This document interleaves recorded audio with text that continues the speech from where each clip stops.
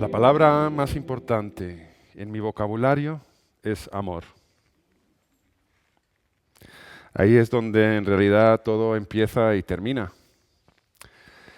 Y entonces voy a daros un poco una presentación sobre la mística, la creatividad y la paz.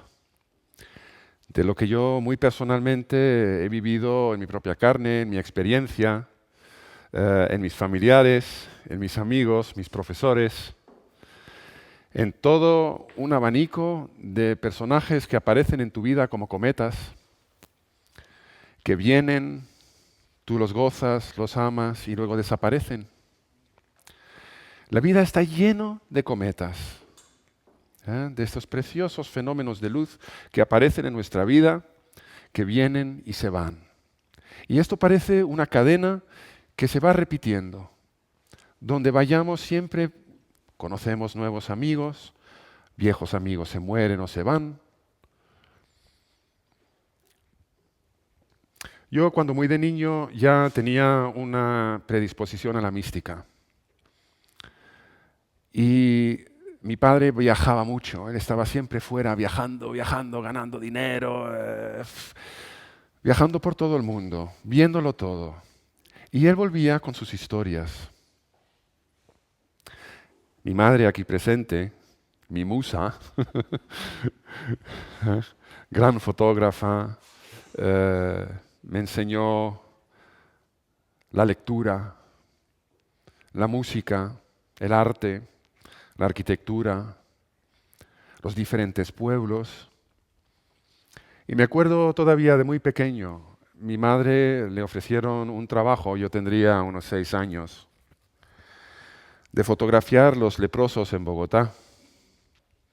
Había un pueblo que se llamaba Agua de Dios, un lugar donde en los años 60 un conocido nuestro, Tony von Ure, empezó un proyecto que a mí me pareció, y yo tenía 6, 7 años en aquel entonces. Empezó un proyecto de recoger a los leprosos de los pueblos de esa zona. Y habían muchísimos, muchísimos. Resultado de mala higiene, falta de medicación, enfermedades, hambre, todas estas cosas. Y entonces yo acompañé a mi madre. Yo era un pequeño renacuajo con pelo blanco, rubio, y nos metíamos ahí en el sur de Bogotá, en Agua de Dios, un pequeño pueblo que se había construido justamente para poder asistir a los leprosos de toda una zona de Cundinamarca. Y fuimos allí. Y es la primera vez en mi vida donde me di cuenta del gran contraste social que existe. La absoluta y total pobreza, miseria y enfermedad en su forma más extrema, pero todos los enfermos alegres, felices, cantando, bailando, cuando fuimos allí. Y mi madre todo esto lo fotografió. Y yo a su lado, y yo, claro, alucinando en colores, yo nunca había visto algo así. Eso fue un primer contacto con la conciencia material. Yo venía de una familia media, muy bien colocada, mi padre viajaba, ganaba mucho dinero, bla, bla, bla, iba a los mejores colegios. Pero no me cerraron mis padres mis ojos a una realidad social que empezó en ese momento a revolverse en mi interior. La pobreza, la miseria y la enfermedad. Chiquillo de 6, 7 años, como ahora los bambinos en Palestina. A los 6, 7 años, sacar el cadáver de su madre de la arena. Entonces, estos gigantescos contrastes en la sociedad nos afectan emocionalmente, profundamente en las emociones. Es algo que no podemos evitar. Alguien que hace daño a una persona débil o desprotegida, eso nos hace daño a nosotros. Y eso por lo general en toda la población es así. Cuando vemos que hacen daño a otros, nos duele. Este sentimiento ha ido creciendo conmigo en toda mi vida, viendo el dolor y la pena en mi alrededor. Y mi madre como fotógrafa siempre documentándolo todo, viéndolo todo. Mi padre también tenía una colección de libros fantásticas sobre la vida, sobre los negocios, sobre cómo funciona un imperio, sobre la vida de los pobres en la India. Luego mi madre conseguía un libro de fotos sobre de Sebastião Salgado, que mostraba la increíble pobreza que había en Portugal, en Brasil. Entonces mi vida, en realidad, desde un principio, ya desde muy pequeño, ha sido conmovida en mis emociones.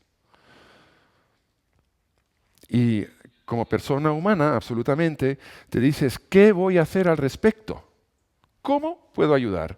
Pues primero, tengo que ganar para que mis chicos, mi hija en este caso, creciera sano, salva y bien educada y formada. Muy bien, hecho. Luego tenemos mis padres, mi familia. Mi padre falleció, mi hermano también. Ambos se suicidaron y mi suegro también se suicidó. Y entonces continúa esa cadena de dolor y separación y estos cometas que desaparecen de tu vida y nunca los ves más. Y dices, ¿por qué? ¿Cómo? ¿Qué? Luego había otra capa en mi niñez. Esto era lo que era la vida exterior, los palos que te da la vida. Increíble. Y eso es lo que nos hace madurar a todos. No hay nadie en esta sala que no tenga una historia de dolor, de pena, de sacrificio y de pérdida. Nadie de vosotros. Todos tenemos eso. En todo el mundo. Todos los miles de millones de personas en el mundo tienen una noche oscura donde está todo el dolor y la pena acumulada durante toda la vida. ¿Y qué hacemos? Salimos, vivimos, compartimos con los amigos, vamos a beber. La vida sigue. ¿Por qué? ¿Cómo? La realidad fuera. Luego hay otra realidad. Es nuestro interior. ¿Cómo vamos haciéndonos daño interiormente? Lo que en la Iglesia Católica famosamente se llama el pecado. ¿Cómo nos vamos a hacer daño? ¿Cómo nos hacemos daño a nosotros mismos? ¿Por qué?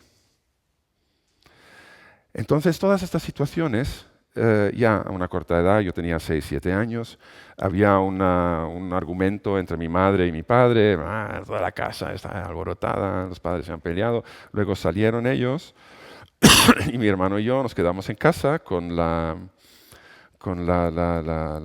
que nos cuidaba, la señorita que nos cuidaba, ella se llamaba Pamú y era de un barrio muy pobre del norte de Venezuela, en la costa, costeña, Pamucena, y ella estaba muy preocupada por la discordia y la pelea entre mis padres. Entonces estaba ella con los niños, yo tenía 6 años, mi hermano tenía yo tenía 7 años, mi hermano tenía 3, 4 años. Y fuimos a la cocina y allí ella sacó un huevo y sal y se sentó enfrente, encendió una vela, hizo todo un ritual. Y yo digo, ¿esto qué es? Y ella venía de un pueblo donde se practicaba el vudú, ya desde siglos. Además, una mezcla de vudú con tradiciones indias de la zona, muy interesante. Y yo me dije, ¿qué es esto? Y entonces era mi primer roce con la mística, el misterio. Ella saca un huevo, le pone sal y mis padres ya no se pelean. Amén. Entonces, mi primer roce con la mística tenía que ver con estas religiones populares en muchas partes del mundo, donde la persona tiene auténtica fe.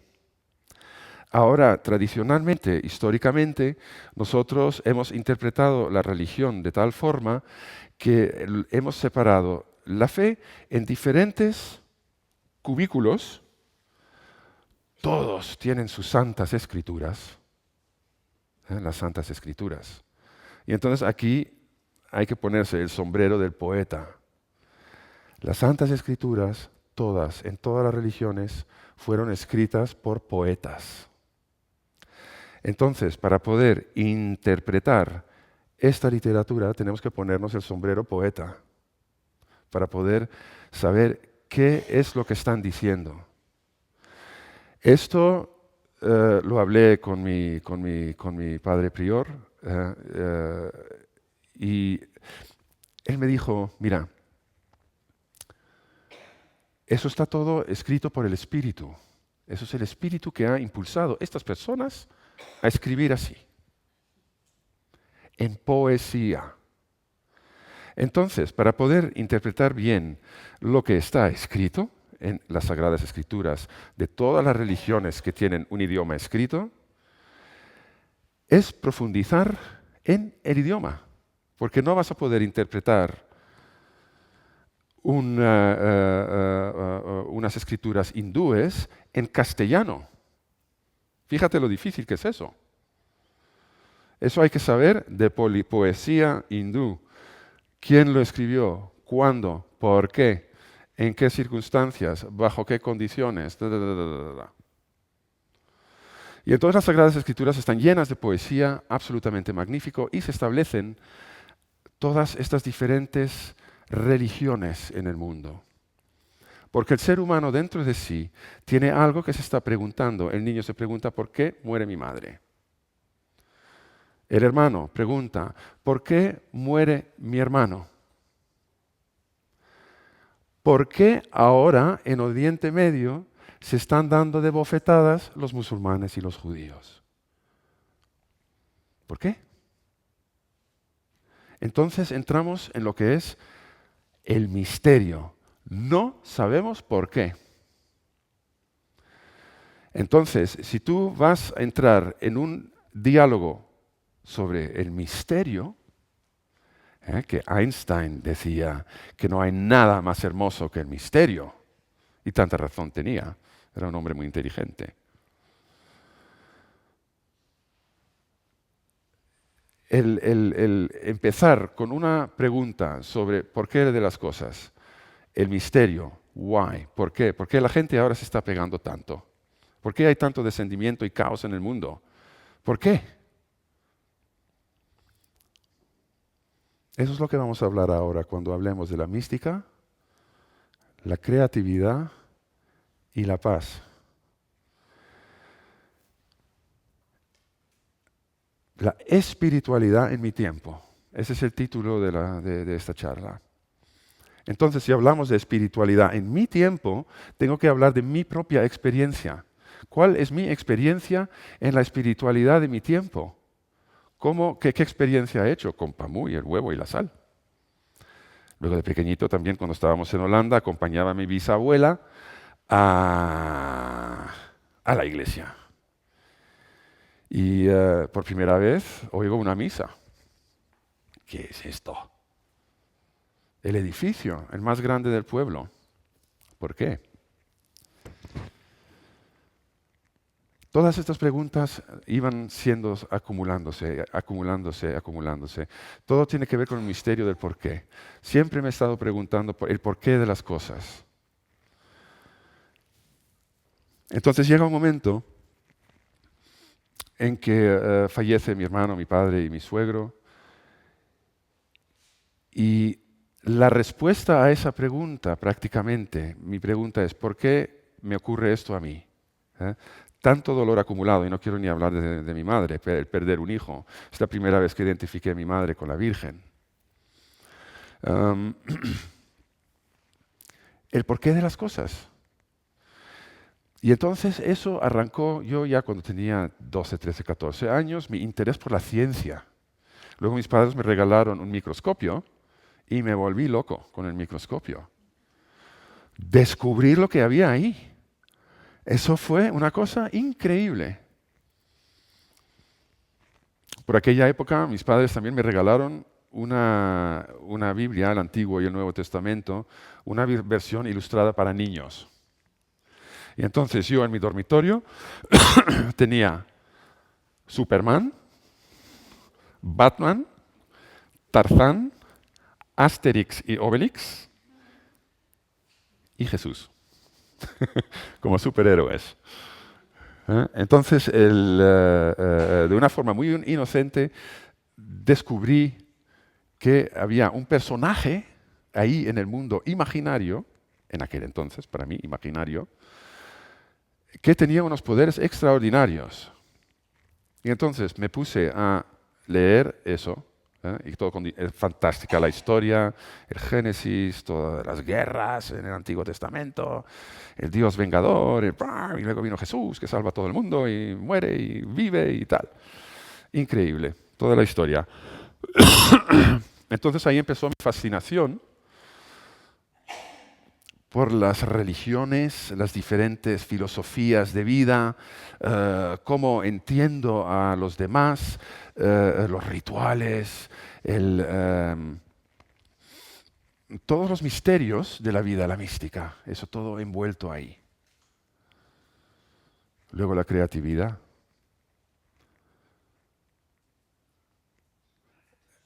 ¿Eh? La creatividad.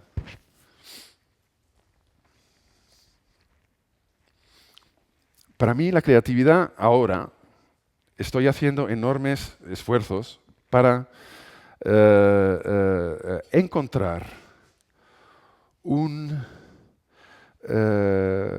ganchillo, un encuentro entre lo que son los textos sagrados y la ciencia. Y entonces me acojo otra vez a lo que dijo Einstein, ¿no? No hay nada más hermoso que el misterio. Okay. Luego Carl Sagan, un gran físico y científico también, él dice, la espiritualidad y la ciencia no son incompatibles. La ciencia es una fuente para la espiritualidad. Digo, oh, me gusta. Entonces, ¿cómo voy leyendo lo que es esta poesía increíble del Génesis y cómo voy acoplando eso a la historia de la humanidad sin que me cause un sentimiento vaya, la Biblia tan diferente de la ciencia? No. Entonces, en vez de tratar de buscar diferencias, traté de buscar cosas que tienen en común. Porque yo estaba absolutamente seguro que la creatividad tenía algo que ver con eso. El ser creativo tiene un impulso misterioso, mística, un impulso misterioso que lo poseemos todos los seres humanos. Ese gen creativo. ¿Por qué? Entonces me puse a ver lo de Génesis, que todos originamos del barro, pero ¿cómo traduces eso a un lenguaje un poquito más científico? Entonces, bueno, porque genéticamente vamos atrás hasta una alga. Ya no estoy hablando del famoso mono de Darwin, no. El principio de la vida es una alguita que aparece en un poco de tierra mojada. Nacemos del barro. Entonces, interpretación poética de las Sagradas Escrituras en su principio. Entonces, ¿cómo voy asociando la mitología con la ciencia a través del arte y de la poesía? ¿Se puede? Sí, se puede. Why not? Entonces, hay muchos temas que se tocan a través de la mística y de la espiritualidad que no son ajenas a nuestra vida diaria, que podemos encontrar en nuestras actividades, en nuestra creatividad. Eso surge de lo más profundo de nosotros. Yo hago un fenomenal pollo asado los domingos y me toca cocinar, me votaron todos, le toca cocinar a Federico, porque hace un buen pollo asado los domingos. Entonces, tus dones, ¿dónde pones los niveles? ¿Qué es más importante, un cineasta, un pintor, un artesano, un piloto, un médico? Todo está dentro de la creatividad humana. Entonces, cada personaje forma parte de una unidad que es el ser humano y que si no funcionamos juntos, la cosa no va para adelante. Entonces, ¿cuál es el problema?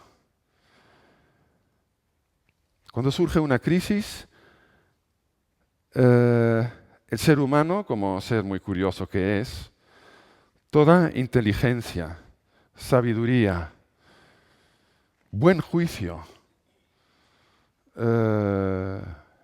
filosofía, fraternidad y amor, lo tiran por la ventana y abren la puerta a las emociones. El otro día vi un vídeo, y estoy hablando de la paz, eso va a ser un tema enorme. Vi un vídeo de dos chicos, uno judío y otro palestino. Ambos tenían 19 años. Y un chico había perdido sus dos hermanas y sus padres en la masacre del 7 de octubre. Y el otro chico el palestino, había perdido sus dos hermanas y sus padres 4 meses después.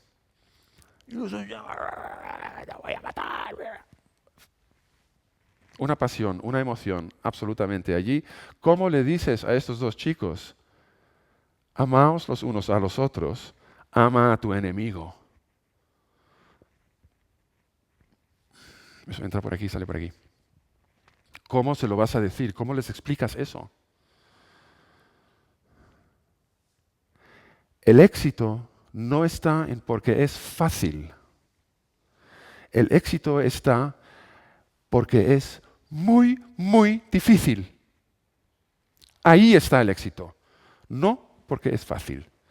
El éxito es cuando algo es muy, muy difícil de conseguir. A nivel emocional, espiritual, religioso, físico, material, histórico, en todos los sentidos, una reconciliación entre estos dos chicos es probablemente lo más difícil que se puede pensar. Os voy a dar un ejemplo donde he podido constatar que sí es posible. Y sobre todo la espiritualidad, cuando hablo de espiritualidad en mi tiempo, es porque voy absorbiendo de los que me enseñan, de las personas que son sabias, las personas que quiero en mi vida. Ellos son los que voy tirando, voy absorbiendo. Mi bisabuela, cuando se quiere casar mi abuela con mi abuelo, mi bisabuela era esposa de un pobre carpintero. Muy bonita la historia. El carpintero, mi bisabuelo, Enrique, él era un gran maestro de la madera y era un ebanista absolutamente fabuloso, pero eran muy pobres. Ella tenía que alquilar una habitación que tenía en su casa, la alquiló a mi abuelo, que trabajaba para Philips en aquel entonces, en el sur de Holanda, y para su boda ella quería comprarles la cama nupcial. Mi abuelo venía de una familia protestante y mi abuela de una familia católica. Los echaron a ambos de cada comunidad por ser de religión diferente. Entonces la comunidad protestante echó a mi abuelo y la comunidad católica echó a mi abuela. Eso no estaba bien visto en el pueblo en aquel entonces, que se casaran un católico con un protestante. Y cuando mi bisabuela fue por el pueblo para buscar una cama nupcial para la nueva pareja, ella tenía que pedir crédito porque no tenía para una cama. Entonces eso tenía que hacerlo a plazos. Nadie le dio crédito, ninguna tienda, hasta que llegó a la tienda de un viejo judío que tenía una cama de segunda mano y le dijo, señora, usted me paga cuando puede. Y mi bisabuela no se olvidó de esta historia. 15 años, casi 20 años después, Holanda es invadida por Alemania y hay una ola de judíos tratando de escapar de Alemania y de la Alemania invasora en Holanda. Y entonces mi bisabuela se puso en contacto con la resistencia y dijo que en mi casa pueden dormir. Ellos me ayudaron cuando yo los necesitaba. Ellos me necesitan ahora, voy a ayudarlos. Ella era católica, practicante. De esa acción se salvaron 127 judíos, que por el hecho de huir tenían que dejar sus valijas ahí en la casa. Mi bisabuela decía, pues déjalo en el ático. Estaba lleno de maletas, porque no podían llevar nada encima que les delatara. En 1972 vino el último familiar a recoger la última maleta. Y lo que era increíble de esta historia, nadie sabía que mi abuela y mi bisabuelo y mi bisabuela escondían judíos en su casa. Si la SS te pillaba, te sacaban de la casa ejecutando toda la familia y quemando la casa en fuego. Eso era la ley. Entonces mi bisabuela... ¿Cómo hizo eso? Al final de la guerra, el ejército alemán consistía solo de niños. Eran niños de 11, 12, 13, 14 años. Ya no había soldados. Entonces las últimas guardias que ya abandonaron Eindhoven y entraron las tropas inglesas, los últimos que salían eran los niños alemanes. Eran chicos que ni tenían uniforme, andaban ahí con una pistola, no ni siquiera ya desarmados, huyendo de los canadienses y de los británicos. Y todo el mundo en la calle escupiéndoles y tirándoles basura. Y estaban muertos de hambre, todos delgaditos así, porque no comían. Y al final de la guerra casi nadie tenía para comer, y los soldados alemanes menos. Y entonces estos niños, pues, volviendo a Alemania, los escupían y mi bisabuela entra en su casa y saca 6 garrafas de agua. Se pone enfrente de donde están pasando los niños y les dio 6 garrafas de agua. Y todos los vecinos vieron esto y la tacharon de colaboradora. Esto, para mí, es un ejemplo en mi lenguaje de misericordia y de perdón. Para volver a estos 2 jóvenes, palestino y judío, si tú no tienes amor, perdón y misericordia, no te vas a salvar. No vas a poder ser libre, vas a estar siempre con odio. El gran mal de nuestra sociedad, el odio y el enfado. Si tú vives con odio y enfado, eso hay que saber aparcarlo. Y no hay otra, es que no hay otra. Otro ejemplo de la guerra, mi madre, su madre, estaba viviendo sola en el sur en la Selva Negra. Y cuando entran las tropas francesas, mandan por delante las tropas algerinas y marroquíes. Ellos, carta blanca y pobres mujeres que se encontraban en su camino. Entonces mi abuela sufrió unas violaciones brutales por parte de ese ejército que entró en Alemania en ese momento.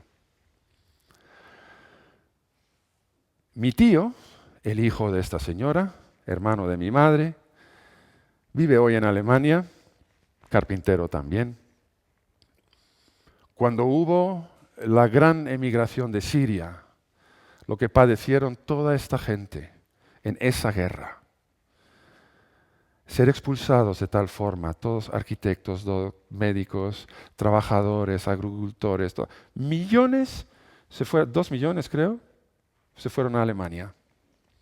Los niños todos al colegio y los padres donde cayera eso.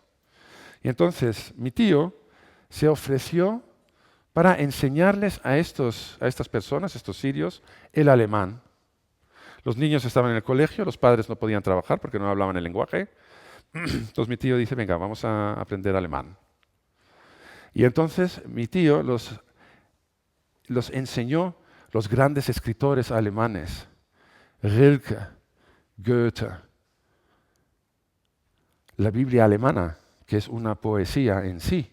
Eso fue escrito por Lutero, que todavía se usa. Esa traducción, no hay otra en alemán.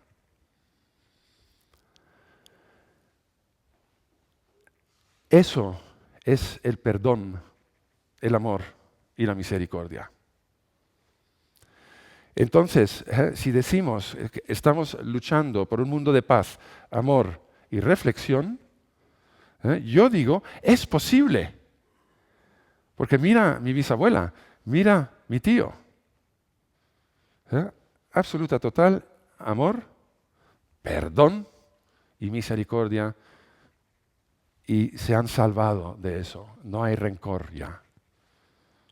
Ya no hay enfado. Esa es la gran maravilla del perdón, el amor y la misericordia. Que se te va todo el mal del cuerpo. En cuanto a eso se encarna, esas palabras.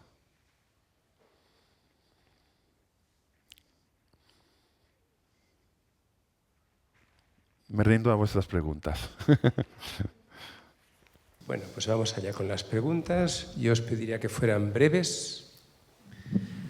Frederick, lo primero, un gesto absoluto de gratitud a tu madre y un recuerdo muy especial para tu padre, tu hermano y tu suegro.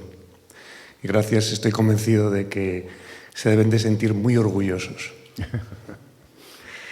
Y luego me gustaría que pudieses contarnos un poco más sobre el amor y la espiritualidad, desde cómo lo estás viviendo tú dentro en tu nueva vida.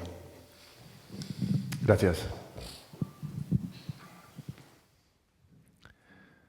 Después de fallecer mis queridos, me sentí muy solo. Y mi madre en aquella época estaba haciendo un precioso libro sobre Toledo, los tesoros artísticos, entonces estábamos haciendo los inventarios. Yo le estaba ayudando mucho porque tenía un montón de material y no podía cargar con todo eso. Entonces yo la acompañaba a los monasterios y conventos, como antiguamente la acompañé al pueblo de Agua de Dios. Entonces fue como un baño de inmersión en todas esas diferentes órdenes que había en Toledo. Los carmelitas, los benedictinos, las clarisas, los franciscanos, todo esto. Entonces hubo un gran despertar en mí, ya de por sí, porque me interesaba la mística, de adentrarme un poco más en lo que era esa vida contemplativa que tenían ellos, cómo vivían. Claro, en Toledo es excepcional la belleza de los monasterios. Entonces dices, sí, a mí me gustaría vivir aquí. ¿Pero qué implica? Entonces, ahí es donde nació un poco mi entendimiento y amor por lo que es la vida monástica. Yo soy hermano seglar de vida común. Antiguamente eso eran los hermanos donados. ¿Y quién eran los hermanos donados? Éramos personas que éramos viudos, solteros, albañiles, arquitectos, de todo tipo de vida que les dio por la vocación a una edad más avanzada. Entonces, los hermanos donados entran en una comunidad con conocimientos de haber vivido una vida. Habrían estado casados, han tenido hijos, han tenido un negocio, saben cómo manejar el dinero, han sido ingenieros, saben cómo construir algo. Entonces las aportaciones de estos hombres que eran de vocación tardía, a partir de los 50 años, por ejemplo, aportaban increíblemente a estas comunidades de estos frailes. Entonces, eso es un estatuto especial que hay en los estatutos de la orden, donde podemos ser hermanos seglares de vida común, antiguamente los hermanos donados, y somos religiosos, por eso nos permiten llevar el hábito en la calle, y aportamos a las comunidades otras cosas. Y entonces eso enriquece enormemente una comunidad de religiosos, de frailes. Entonces eso, cuando yo descubrí esto, descubrí a los carmelitas que tenían esto, y yo reconocía en la forma de ser de los frailes aspectos de mi hermano, aspectos de mi padre, aspectos de mi suegro. Entonces había una asociación magnífica, porque ellos que habían desaparecido, pero encontraba pequeñas facetas de su personalidad en estos frailes. Y entonces me dije, wow, eso es muy bonito. Y entonces me profundicé en San Juan de la Cruz y Teresa de Jesús. San Juan de la Cruz, el patrón de los poetas. Entonces otra vez volvemos. La noche oscura. La historia de San Juan de la Cruz en Toledo, también muy interesante. Y entré en lo que se llama el carisma, el encanto del Carmelo, de los carmelitas, y el encanto de su diálogo, de su discurso, su apertura de espíritu, cómo cultivan el amor. Ahí en Batuecas lo único que hacemos todo el día es cultivar el amor. Todos los días. Eso es a rajatabla. Entonces, estamos con ello todo el día. Entonces, cultivando esto, también para poder luego venir, como yo vengo ahora, que es parte del carisma carmelitano, es uno contemplativo, ermitaño, y otro es el misionero. Entonces, yo ahora estoy un poquito en ese papel misionero, de hablar de mi experiencia, mi conversión, mis convicciones, mi vida, mi experiencia. Entonces, eso es lo que comparto con vosotros ahora.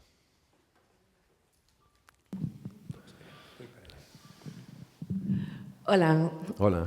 Bueno, yo te quería dar las gracias. Uy, qué alto esto. Espera que se te oiga. Por tu palabra, por invitarme aquí y porque no digo más porque lloro. Así que la pregunta es, ¿tú crees que en las Batuecas es tu etapa final? No, final de... Como has encontrado, como todos, yo y muchos, decir, hostia, ¿he encontrado mi sitio? ¿O es una etapa más? Porque eso es para quedarse para toda la vida, ese sitio. Tengo curiosidad. Buena pregunta. Yo ahora estoy saliendo de un cáncer, por eso me veis con tan poco pelo. En Batuecas me di cuenta de una cosa. Me di profundamente cuenta de que eso que lo mueve todo, lo que no tiene nombre, Dios, es intemporal. Entonces, si Dios es intemporal, ¿por qué no me acerco yo un poquito a eso? Entonces, en el aspecto de acercarme a Dios. Entonces, de decir que este tiempo que tengo, mi tiempo, espiritualidad en mi tiempo, eso no es temporal. Eso no va a acabar nunca. Entonces, la belleza del amor es que si es de verdad y profundo, es eterno, no es temporal. Entonces, si tú vives tu momento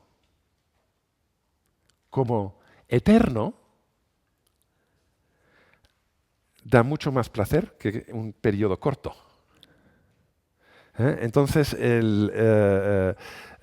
puede ser que la vida es corta y que empieza aquí, termina aquí, claro.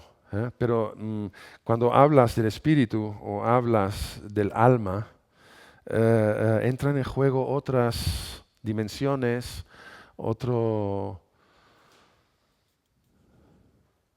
otras formas de entender la vida como tal. Y la vida monástica es eso, es entrar en el misterio, el porqué de las cosas. Entonces, más desapego tienes a las cosas, más fácil es entenderlas, comprenderlas, no juzgarlas. San Juan de la Cruz es magnífico con el tema del desapego. El acto de pobreza, por ejemplo, también el voto de pobreza, el voto de castidad, el eliminar la dualidad, eso es el voto de castidad, eliminas la dualidad del ser humano, ya no hay ni macho ni hembra, es algo neutro, es una forma de acercarse a Dios. Dios no tiene género. Entonces de ahí también el voto de castidad, que por cierto es el más fácil de todos. El más difícil es la obediencia.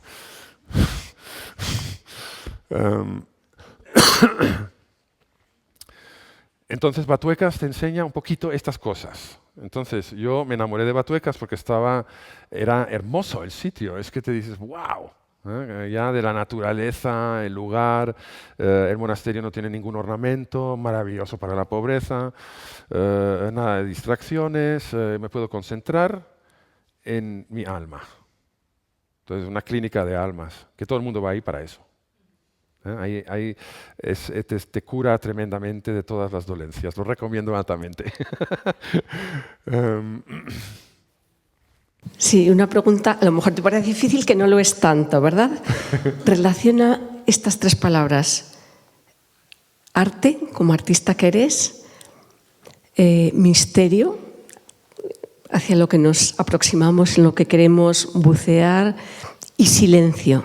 ¿Qué tiene que ver esas tres palabras? Buena pregunta.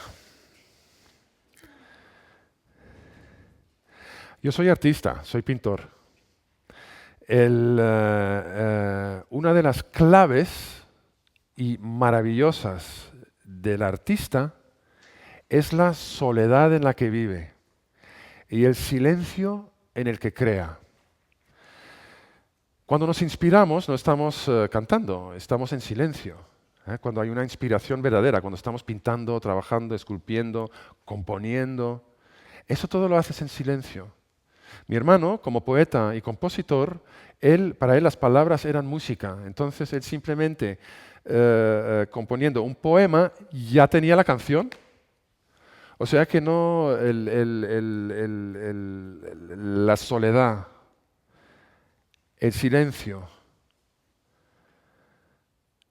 el entrar en el misterio, el encontrar respuestas a preguntas fundamentales. Los artistas estamos con eso todos los días también.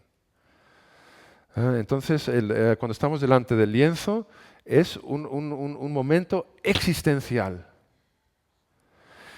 Y entonces para el artista, en ese sentido, es un buen ejemplo para cómo vas a llevar tu vida como creador.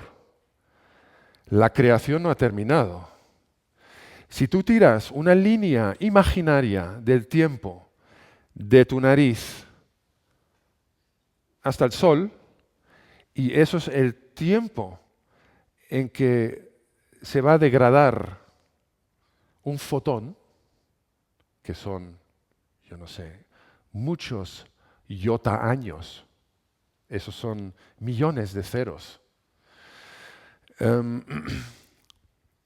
Nosotros solo estamos en el primer milímetro, en esa distancia de nuestra nariz hasta el sol, si hablamos del temporal y la existencia de la materia.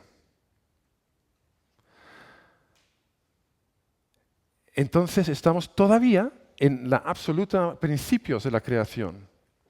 Somos bebés todavía, se nos caen los dientes, se nos pudren los dientes, necesitamos llevar gafas. Un tiburón lleva evolucionando 600 millones de años, un ser humano 1 millón de años.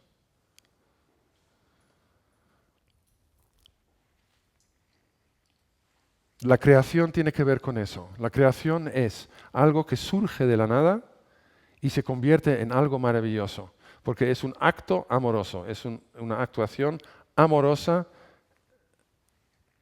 por excelencia. Entonces, creación igual amor, Dios es amor, la creación es un acto amoroso por parte del Todopoderoso, de Dios. Entonces, todo es un acto, una creación de amor.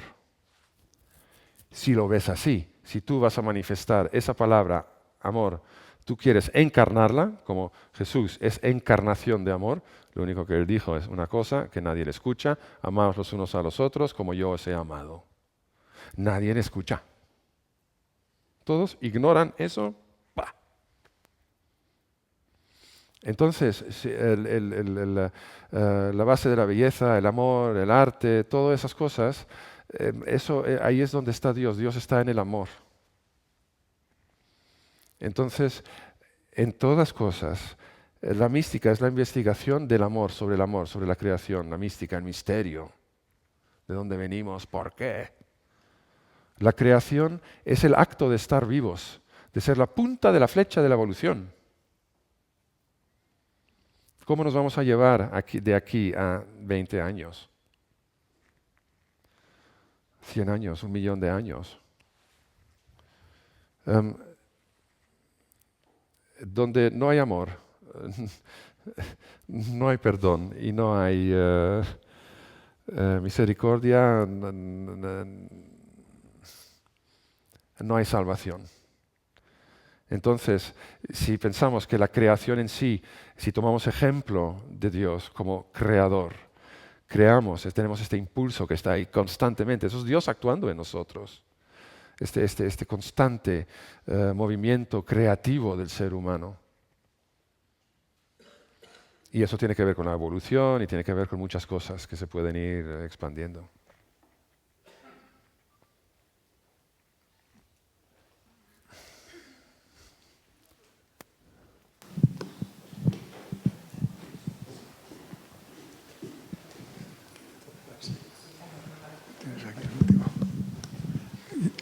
Hola, buenas. ¿Dónde estás? No te veo. Aquí atrás. Aquí atrás. ¿Pongo de pie? Sí, eso lo digo. Bueno, vamos a ver. Ha dicho usted, muchas gracias de todas maneras por todo lo que nos está diciendo, pero ha dicho unas cosas muy bonitas y unos interrogantes estupendos. Yo, para hacerle la pregunta, voy a usar a Jesús y a San Juan de la Cruz para responder a esa pregunta que dice el palestino y el judío, ¿no? Dice, le puedes hablar lo que sea que le entra por un oído y le sale por otro. Jesús dijo, amar a vuestros enemigos. San Juan de la Cruz dijo, hay que morir para vivir. Bien, ¿qué relación tiene? ¿Qué relación tiene? La relación, a mi modo de ver, es lo que mencioné antes de la dificultad del problema. Sí, o sea... Entonces, San Juan de la Cruz... Termino. San Juan de la Cruz se refería a morir para estar en la unidad, morir a la dualidad para estar en la unidad. Y Jesús dijo lo mismo, es decir, Jesús no veía enemigos, por eso decía amar a vuestros enemigos, porque desde la unidad no hay enemigo. Entonces, cuando uno tiene esa consciencia, ese nivel de consciencia, es cuando le puede decir a un palestino o a un israelita, a un judío, que la unidad que existe entre ellos, que uno crea su propio odio, crea desde la dualidad, en el odio siempre crea una respuesta, pero creada por ti. Si creas odio, creas terrorismo. Si lo ves desde el punto de vista de la unidad, nunca le verás al otro separado de ti. Entonces, cuando tú mueres, el ego, el apego y el apego y el ego mueren, San Juan de la Cruz dice, ya vives. Ellos vivirían, el judío y el palestino vivirían si muriera su dualidad y se engancharán a la unidad, a lo que son. No sé si me he explicado. Sí, te has explicado. El amor es entrega total. Entonces el amor es lo más lejos, probablemente, que hay del yo. Entonces, si una persona ama verdaderamente, es al otro que ama, no a sí mismo. Estamos hablando de ese amor, es el amor de entrega. Entonces, el miedo que existe en nuestra sociedad es entregarnos. Tenemos miedo de la entrega y no soy el único. El entregarte 100% a una persona, a una situación, el dejar que la voluntad de Dios haga lo suyo, la entrega en amor, eso no es fácil. Y sobre todo cuando se ha hecho mucho daño uno a otro. Entonces el mérito está en lo difícil que es. Entonces, más difícil es perdonar a una persona o pedir perdón, más difícil es, más alto el mérito, más santo. Entonces, de ahí viene lo de la crucifixión. Entonces, el sacrificio de este hombre, después de proclamar, amaos los unos a los otros, ama a tu enemigo, lo cogieron a este hombre, lo latigaron y lo pegaron en una cruz y le dicen, cállate.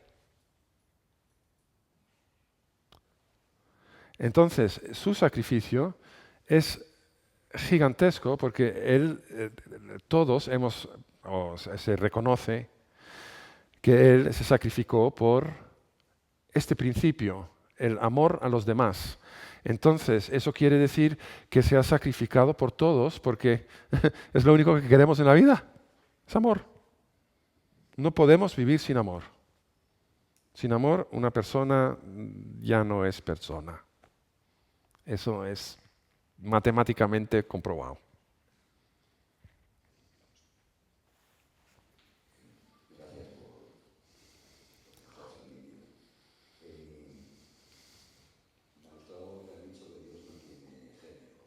Sí.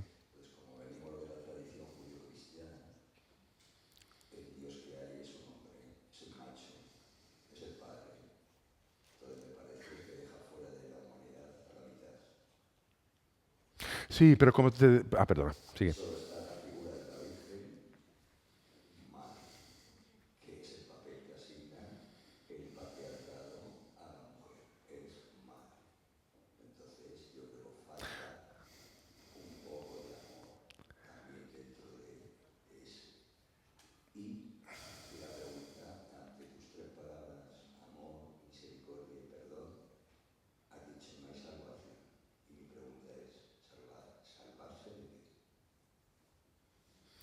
En el cristianismo usamos la salvación como un paralelo al decir paz, tranquilidad, libertad, una vida tranquila, salvada. Es como que te estás ahogando y alguien te saca y no te ahogas y te da amor y cariño y te da algo de comer y te da una manta y te da una...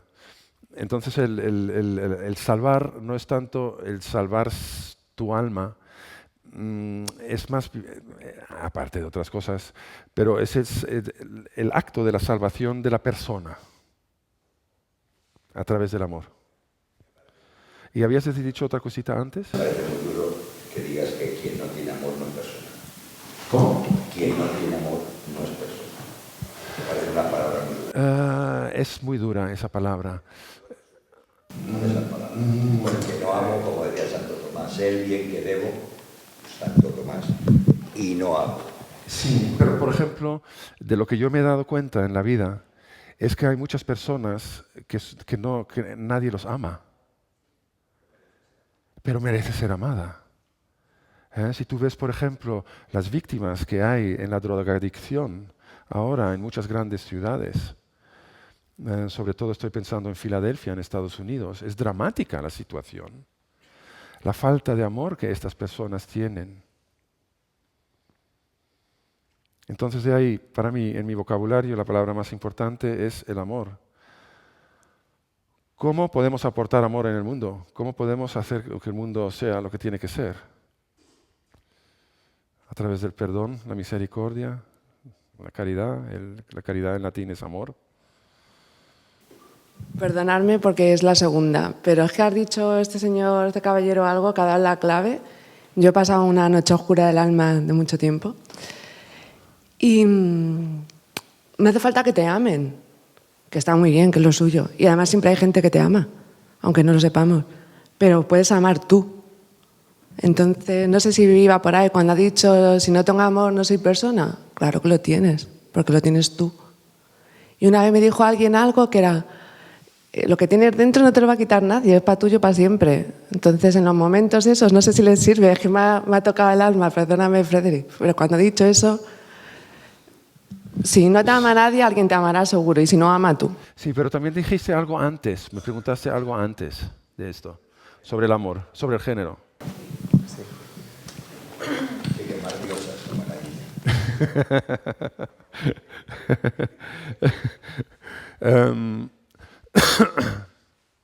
Como dije antes, las Sagradas Escrituras hay que leerlas a través del Espíritu en las que fueron escritas. Son obras espirituales, son poesía.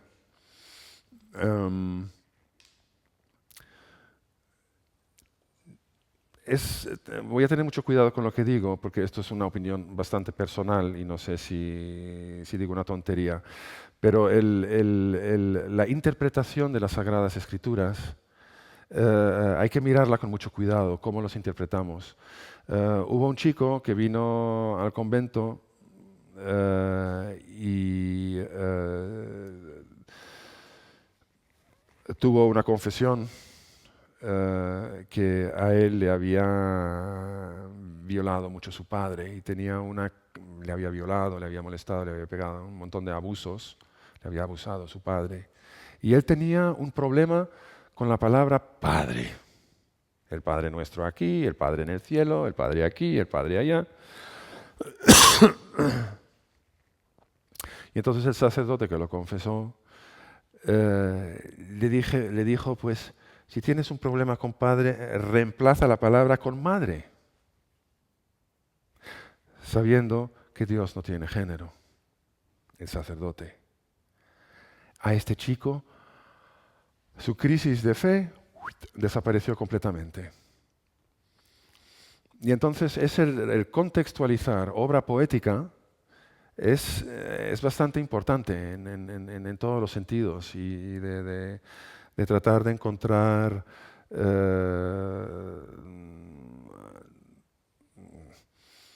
un sentido espiritual a lo que se dice, más que un sentido emocional. Me gustaría preguntarte, Federico, hoy tuve la oportunidad de conocerte y bueno, ha sido una gran experiencia.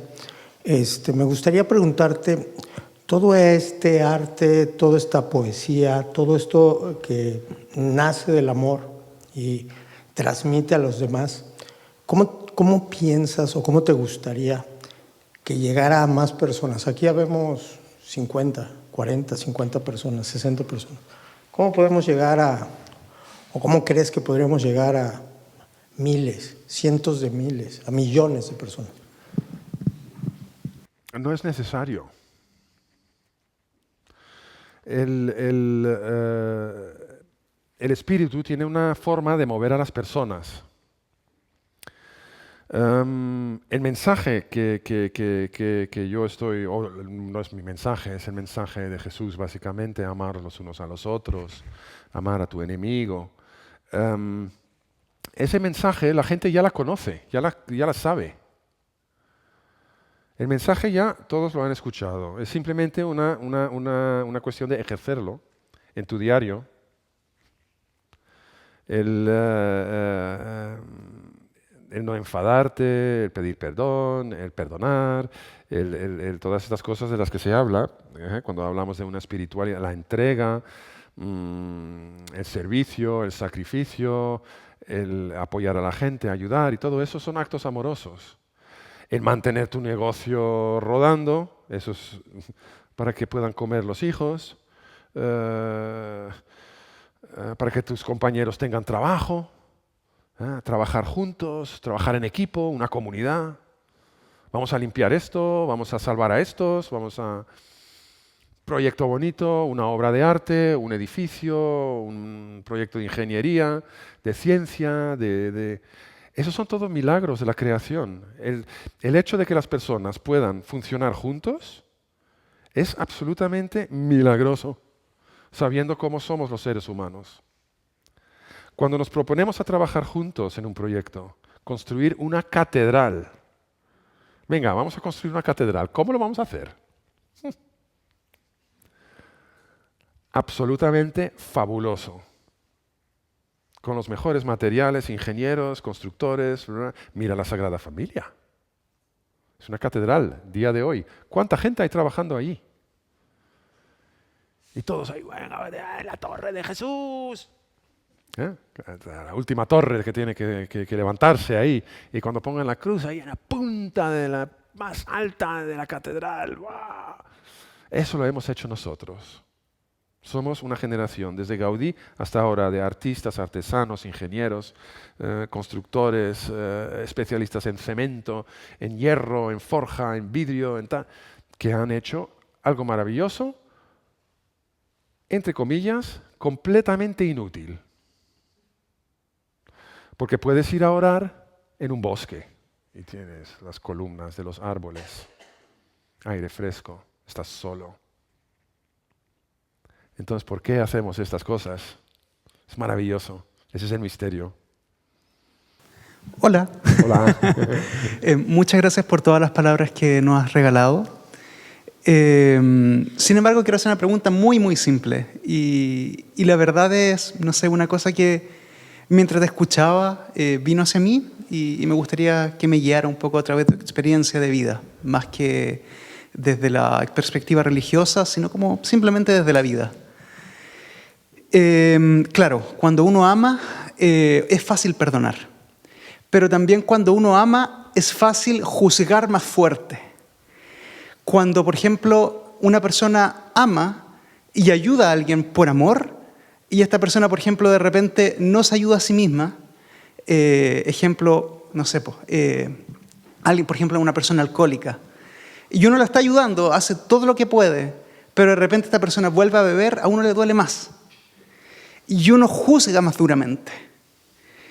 Y por ejemplo, y decir un poco desde la literatura también, y también una experiencia que he tenido, que hay personas que te guían dentro del camino espiritual y que son muy duras con uno.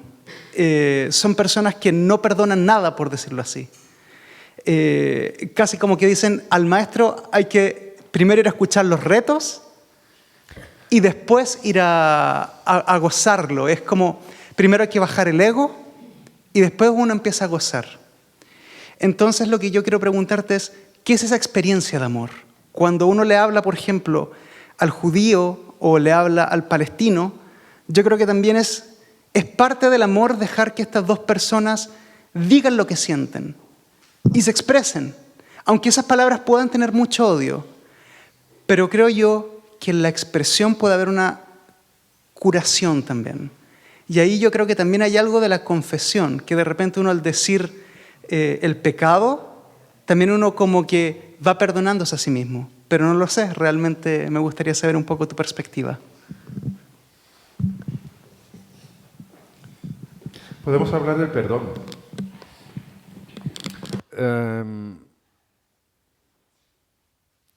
Todos hemos tenido la experiencia de que perdonar es difícil. Alguien que te ha hecho verdaderamente daño es muy duro, eso, el poder perdonar. Vuelvo a ello.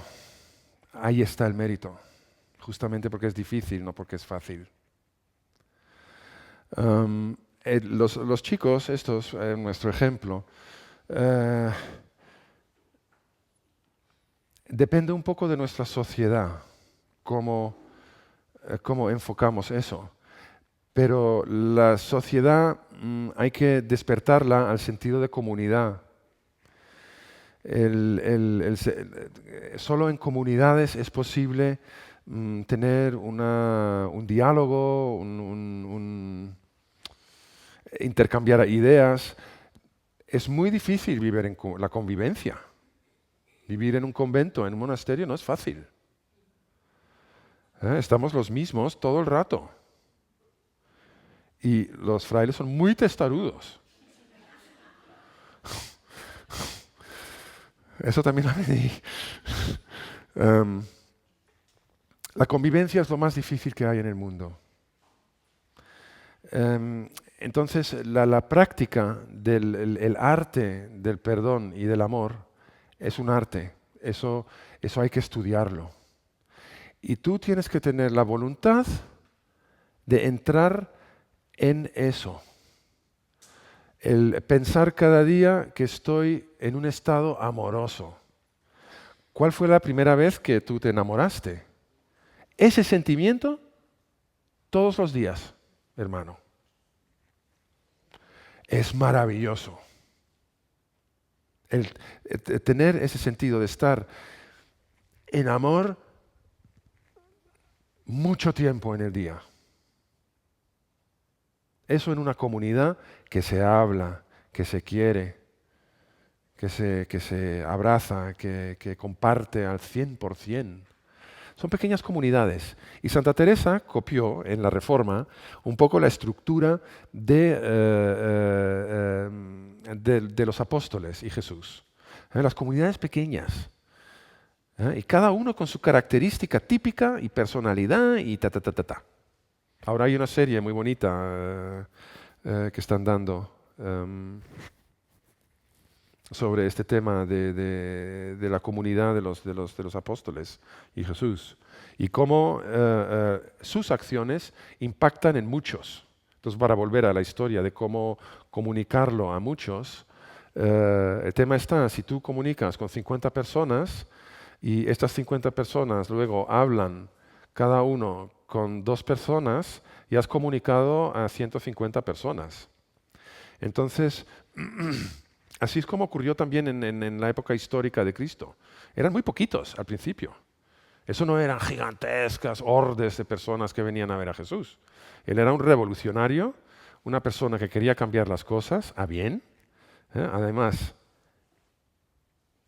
soberbiamente dotado con la lengua, que podía explicar las cosas de una forma muy sencilla que la gente podía entender.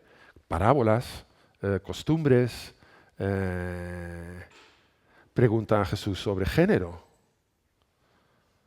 ¿Cómo salva a una mujer de ser apedreada por ser adúltera en aquella época? Y para el apedramiento. Nadie la toca. Vete tranquila y no peques más. Entonces el don, el poder de la palabra amorosa, del amor, la subestimamos completamente. El ser humano es capaz de amor, no tienes ni idea de la capacidad amorosa de una persona. Y si lo hacemos todos, fíjate tú. Un mundo de paz y de amor y de comprensión y de creatividad y de música y de fiesta y de baile y de oración y de construcción y de creatividad. ¡Wow! Ahora estamos viviendo en una sociedad donde una destrucción brutal. El otro día estaba viendo lo que está pasando en África. Madre mía, eso lo de Palestina es una picadura de mosquito en comparación. Terrible. Todas las guerras, la destrucción. Cuando ves esas fotos de las ciudades y pueblos, todo destruido. Décadas y generaciones construyendo y haciendo cosas para crear un mundo mejor y boom, en un año todo al suelo. Porque no me entiendo contigo. Qué fácil. Eso no tiene mérito. ¿Quieres decir algo? Buenas tardes. No, yo quería preguntarte, hablaste que para ti ni la pobreza ni la castidad eran un problema, que tu problema era la obediencia. Sí. Y se me ha quedado esto en la cabeza. Entonces, ¿nos puedes explicar tu lucha para esa obediencia, imagino, dentro del monasterio? Sí. La obediencia tiene que ver. Yo siempre he sido mi propio jefe. Yo he tenido negocios, yo he tenido el Botero, el restaurante en Toledo, luego tenía un taller de artesanía en París, en un barrio también, he tenido empleados, he tratado de hacer muchas cosas a nivel creativo, con todos los niveles, con muchísima gente diferente y todo lo demás, pero siempre he sido mi jefe. Yo siempre he dicho, mira, así van a ser las cosas y así son. Entonces voy a Batuecas, donde hay un prior, y yo digo, padre, tenemos que hacer esto así, así, así. Y él dice, no, lo vamos a hacer así, así, así, así.